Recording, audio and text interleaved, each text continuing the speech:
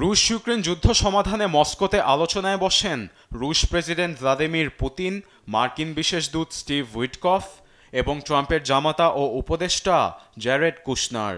মঙ্গলবার টানা 5 ঘণ্টা ধরে চলা রুদ্ধদ্বার বৈঠক গঠনমূলক ও ফলপ্রসূ হয়েছে বলে জানিয়েছে উভয় পক্ষ।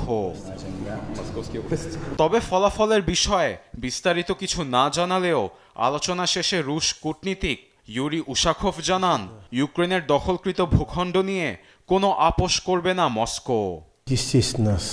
যুদ্ধ সমাধানের বিষয়ে এখনো অনেক কাজ বাকি।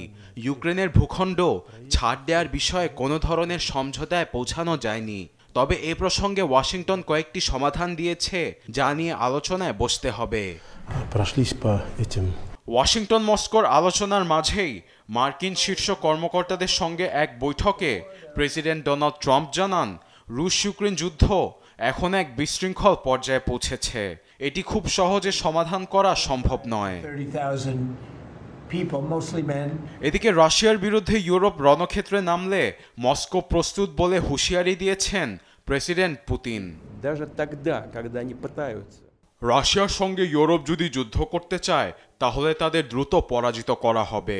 একই সঙ্গে আলোচনার দরজাও আর খোলা থাকবে না।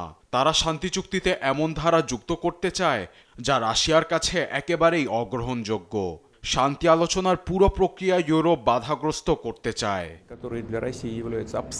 ইউক্রেনের পোক্রোভস্ক এখন রুশ দখলে বলেও দাবি করেছেন রুশ প্রেসিডেন্ট, যদিও এমন দাবি নাকচ করেছে ইউক্রেন।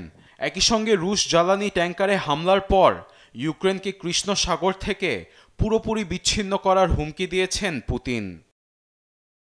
এদিকে মার্কিন হস্তক্ষেপে রুশ ইউক্রেন যুদ্ধ সমাধানের আলোচনায় গতি এসেছে বলে জানান ইউক্রেনের প্রেসিডেন্ট ভলোদিমির জেলেনস্কি।